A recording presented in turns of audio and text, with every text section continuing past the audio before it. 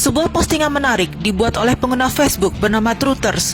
Dalam ceritanya, penulis menceritakan peristiwa yang terjadi padanya di Antartika, di mana dia bekerja di stasiun penelitian McMurdo pada tahun 1998. Dalam postingannya yang panjang, dia menceritakan secara detail dari awal bagaimana dia direkrut dan dikirim ke Antartika hingga hal-hal aneh lainnya selama dia bekerja di sana. Inti dari ceritanya adalah sebagai berikut.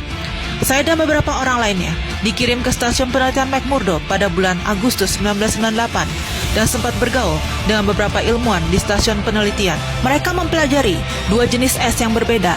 Satunya adalah es jenis biasa yang sudah kita ketahui. Namun yang kedua adalah yang paling menarik. Mereka menyebut benda itu sebagai Ice Sky.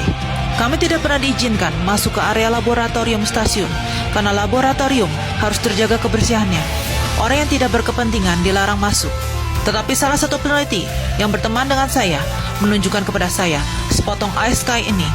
Anda tidak dapat menyentuh es itu dengan tangan kosong karena sangat dingin. Anda harus menggunakan sarung tangan. Es itu tidak jernih atau putih seperti es biasa. Warnanya biru pekat. Teman saya mengatakan, itulah alasannya es ini disebut Ice Sky karena warnanya sama persis dengan langit. Dan inilah bagian yang sangat aneh. Ice Sky tidak meleleh menjadi air. Saat menjadi hangat, es ini mulai menyusut, tetapi sarung tangan saya tidak pernah basah dan tidak ada air di lantai. Benda-benda itu berubah menjadi udara tipis ketika menjadi hangat dan menguap. Anda tidak dapat membawa Ice Sky keluar dari Antartika untuk mempelajarinya, karena hampir tidak mungkin untuk membuatnya cukup dingin selama transit. Ice Sky akan selalu menguap ke udara, dan Anda tidak akan punya apa-apa lagi saat tiba di negara tujuan. Jadi, itu sebabnya mereka semua memiliki stasiun penelitian di Antartika. Jadi, saya bertanya kepada teman saya, dari mana mereka mendapatkan Ice Sky, dan dia mengatakan, itu berasal dari dinding.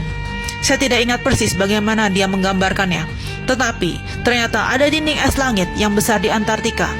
Dia bilang, jaraknya ratusan mil ke pedalaman dari pantai. Aku tidak pernah melihatnya sendiri, karena aku hanya ditempatkan di McMurdo. Aku tidak bisa melakukan ekspedisi. Dia mengatakan itu adalah struktur alami terbesar di dunia. Dia mengatakan bahwa pada tahun 1960-an, Angkatan Darat AS memiliki rencana untuk membuat terowongan di dinding. Tetapi mereka tidak memiliki mesin bor yang dapat menangani suhu super dingin.